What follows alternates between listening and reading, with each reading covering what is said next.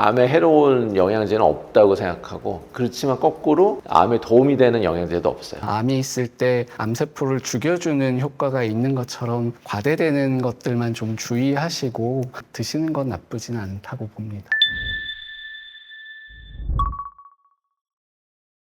사실은 꼭 그렇진 않고요. 본인이 뭐 이게 어떻게 생활 습관을 바꾸거나 노력을 한다고 재발을 막을 수 있는 포션은 제 생각에는 크지는 않은 것 같아요. 오히려 치료하라는 거를 잘 따르는 게 제일 중요하거든요. 특히 이제 항암 치료 해야 되는 사람 항암 치료 꼭 해야 되고, 표적 치료 해야 되는 사람 표적 치료 꼭 해야 되고, 특히 이제 호르몬 치료가 있어요. 장기적으로 유방암 환자들은 호르몬 양성이면은 그 약을 이제 5년 뭐 길게는 10년까지 먹어야 되는데, 그런 거를 이제 잘 안 하시는 분들이 이제 재발을 많이 하거든요. 그런 거를 따르시는 게 제일 좋고, 이제 본인이 할 수 있는 걸로 입증된 거는 이제 운동 열심히 하는 거, 아까 말했던 뭐 술, 그다음에 이제 비만 이런 게 좋지 않거든요. 그런 걸 이제 안 되도록 이제 노력하는 게 좋겠죠. 상관없고요. 암에 해로운 영양제는 없다고 생각하고, 그렇지만 거꾸로 암에 도움이 되는 영양제도 없어요. 그래서 이게 내가 먹으면 암이 예방되지 않을까 이런 거는 사실은 생각하실 필요 없을 것 같고, 그냥 자기 건강을 위해서 뭐 보조제를 먹는 건 상관없지만 암에 도움되는 것으로 입증된 영양제, 보조제는 없다라고 생각하시면 되겠습니다. 실제 그래서 뭐 비타민 D 연구나 뭐 바이탈 스터디 뭐 이런 것들 맞아요. 봐도 이게 혈중 비타민 D 농도가 사실 중요하기는 하는데요. 그게 영양제를 먹는다고 올라가는 게 입증된 것도 없고, 오히려 그냥 식품과 햇빛 보고 운동해서 섭취하는 그런 비타민 D가 훨씬 더 건전한 걸로 알려져 있기 때문에, 선생님 말씀처럼 우리가 기본적으로 잘 드시고 운동만 하셔도 일단은 충분하다고는 알려져 있습니다. 영양제를 여기서 비판했다간 또 몰매를 맞을 수 있어요. 네, 댓글 폭주할 수 있습니다, 선생님. 네. 그 뭐 개인별로 다른 것, 자기 몸에 맞는 그런 게 있지 않나요? 난 이걸 먹었더니 좀 컨디션이 좋다. 네. 그런 게 있으니까 거기에 맞춰서 하시면 될 것 같습니다. 근데 이제 항상 핵심은 그런 부가적인 효과가 과대 포장이 되면 사실 조금 위험하실 수 있거든요. 질문 주신 것처럼 이제 뭐 유방암을 100% 막아주는 그런 건 없다고 선생님께서도 말씀을 하셨듯이, 뭐 이게 정말 암의 발생을 완전히 막아주거나 암이 있을 때 암세포를 죽여주는 효과가 있는 것처럼 과대되는 것들만 좀 주의하시고, 일상생활 범위 내에서 뭐 물론 뭐 피부가 좋아진다든지 뭐 감기가 빨리 낫는다든지 그런 좀 부수적인 부분에 도움을 받으실 수 있으면 드시는 건 나쁘진 않다고 봅니다. 근데 이제 그런 것도 맹신하시는 분들은 또 되게 또 맹신하시더라고요. 또 비타민C 막 고용량을 먹으면 뭐 메가도스. 네. 술도 안 취한다 그러고 뭐 그런 거 믿으시는 분들은 본인이 느끼나 봐요, 몸으로. 그래서 뭐 하라면 하시는데 뭐 말리지는 않고. 근데 이제 항암 치료 중에는 그런 게 오히려 항암의 효과를 떨어뜨릴 수가 있어요. 그래서 항암 치료 중에는 일체의 건강 보조식품, 비타민 같은 거는 안 드시는 게 좋습니다.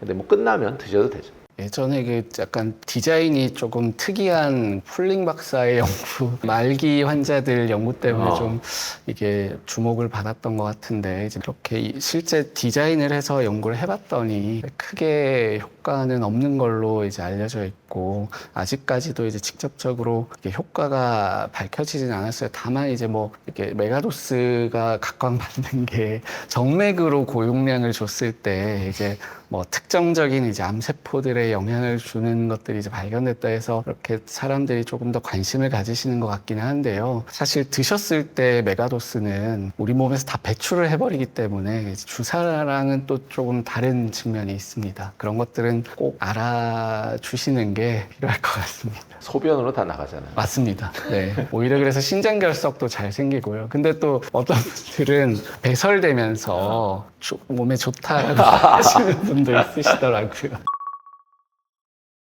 그러니까 이제 호르몬제가 유방암의 위험을 높이는 것으로 돼 있어요. 그래서 그게 갱년기 증상이 이제 너무 심하신 분들은 어쩔 수 없이 해야 되는데, 그런 좀 위험이 있으니까 그 대신 검진을 꼭 1년에 한 번씩은 받으시는 게 좋고요. 그런 분들은. 그리고 너무 그 증상도 없는데 호르몬을 괜히 하거나 너무 또 장기간 하거나 이런 거는 이제 바람직하지 않으니까 증상이 있는 분들만 하시고, 또 너무 가능하면 장기간 하지 않는 게 권장됩니다. 저희는 이제 우리 그 병원 내에서 진단되는 환자는 거의 없고요. 대개는 다 이제 정지현생이나 이런 이제 개인 클리닉이나 건강검진센터나 이런 데서 다 진단을 받아갖고 오세요. 다 받아갖고 오면은 이제 그걸 보고 거기에 맞는 이제 추가 또 암에 대한 이제 검사, 뭐 병기 결정을 위한 검사라든지 이런 걸 하고, 그리고 나서 이제 수술이 결정되면은 수술하고, 이제 그런 암의 타입에 따라서 항암 치료나 이제 표적 치료를 먼저 해야 되는 분들은 또 먼저 치료를 하고 그 다음에 수술을 하게 되고, 이제 그런 코스를 가게 되죠. 요즘에는 뭐 개인 의원들도 다잘 장비 됐죠? 수준이 많이 네. 올라가기는 해서요. 그래도 이제 뭐 대학병원의 시설을 따라가기가 힘든 건 사실입니다. 아무래도 뭐 MRI 같은 거는 개인의원에는 들어놓기 힘드니까. 네. 이제 진단 같은 경우는 당연히 개인의원에서 하고 오시는 게 더 좋고요. 근데 암을 진단 받았다. 그럼 그 다음 치료는 아무래도 대학병원에서 하는 게 더 유리하시죠.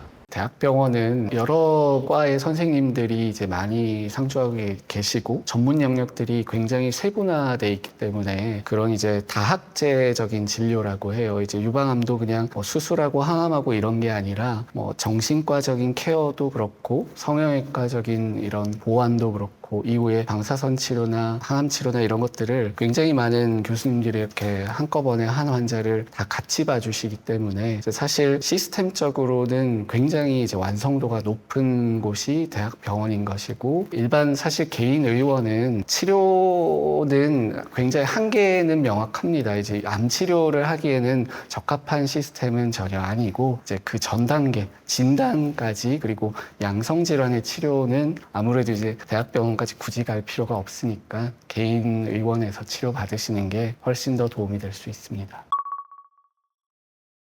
진단에서는 뭐 크게 달라질 건 없을 것 같겠는데, 아까 말했던 AI가 이제 많이 점점 도입이 될 것 같긴 해요. 그래서 사람이 판독하는 게 아니고 그냥 AI가 판독해서 결과가 나오는 이제 그런 시스템이 점점 많이 나올 것 같긴 하고요. 그 외에 뭐 아주 획기적인 뭐 진단 도구가 나올 것 같지는 별로 않고, 계속 연구되는 거는 그냥 혈액 검사로 조기 진단하는 이제 그런 거를 예전부터 굉장히 막 하이라이트를 받았었는데, 실제로는 그게 또 굉장히 어려움이 있고 실용화가 잘 안 되고 있긴 하죠. 그래서 그런 쪽도 뭐 언젠가는 또 더 발전하지 않을까 싶긴 하고 합니다.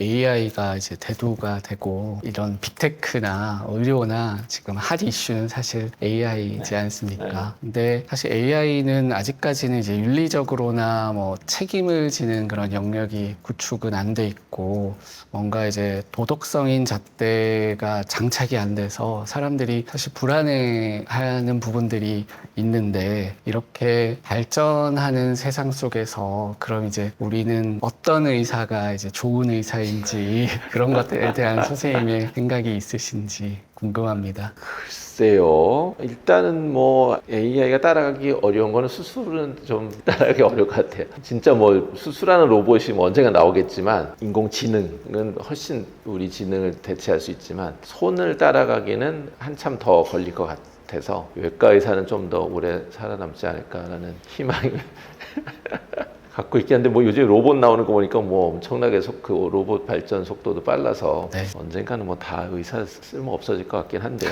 사실 실제로 의사들이 엄청 실수 많이 하잖아요. 내 생각에는 금방 다 대체가 되지 않을까. 네, 근데 뭐 선생님 같은 대가들은 이제 딱 정점에서 많은 인기를 누리실 것 같고, 중간층이 좀 힘들어지지 않을까. 퍼포먼스가 이제 딱 어느 한계를 뛰어넘는 사람들이야 이제 따라잡는데 굉장히 시간은 많이 걸리겠지만, 선생님 말씀처럼 사실 뭐 지금도 뭐 의사 국가고시는 가볍게 통과하듯이 이제 오히려 일정 부분에서는 인간의 오류를 더 줄여줄 수 있기 때문에 애매한 포지션이 조금 더 힘들어지지 않을까 생각이 됩니다.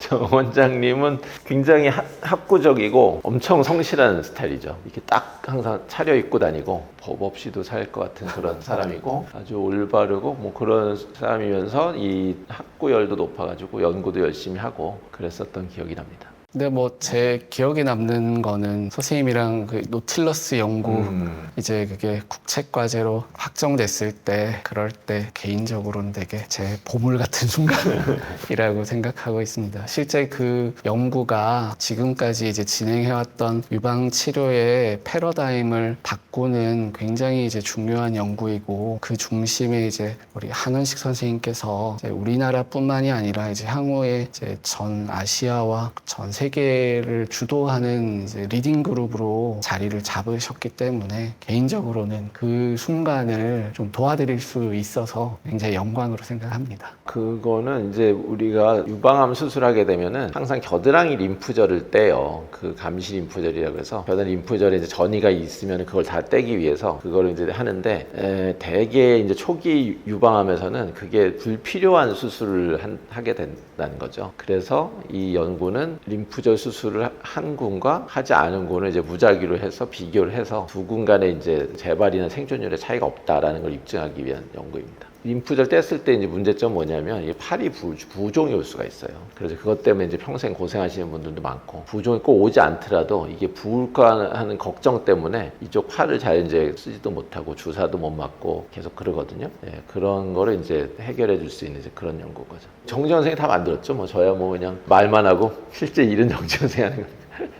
근데 또 이 연구만 하시는 게 아니라 플라토 연구도 최근 이제 선행 호르몬 치료 요법이 아직 이제 그렇게 명확하게 이제 우리나라에서는 밝혀지지 않았는데 이제 그런 개척되지 않은 이제 진료에 대한 임상 연구도 이미 또 훌륭하게 이제 좋은 결과를 얻으셔서 최근에 또 네이처 자매지에 또 발표도 하시고 그것뿐만이 아니라 그 옵티미스트 연구라고 해서 항암 치료 후에 이제 수술을 생략할 수 있는 이제 대상을 찾아가는 그런 연구들과 아슬란 연구 이런 것들 굉장히 세계에서 주목받고 있는 많은 연구들을 이미 주도하고 계시기 때문에 지금도 사실 우리나라의 유방암이 사실 과거에 비해서 위상이 굉장히 많이 올라가지 않았습니까? 그렇죠. 네. 향후에는 그 위상을 더 끌어올리실 거라고 저는 생각하고 있습니다.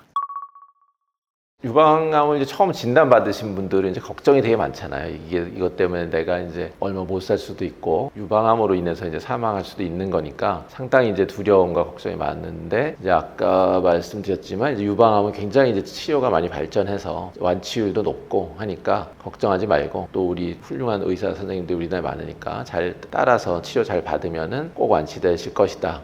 라고 이제 말씀드리고 싶습니다. 오늘 귀한 시간 내주셔서 정말 감사드립니다.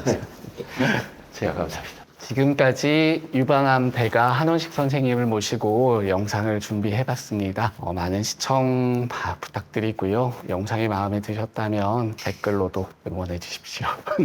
이후에 또 기회가 된다면 또 한원식 선생님과 좋은 영상 만들어 보도록 하겠습니다. 시청해 주셔서 감사합니다. 감사합니다.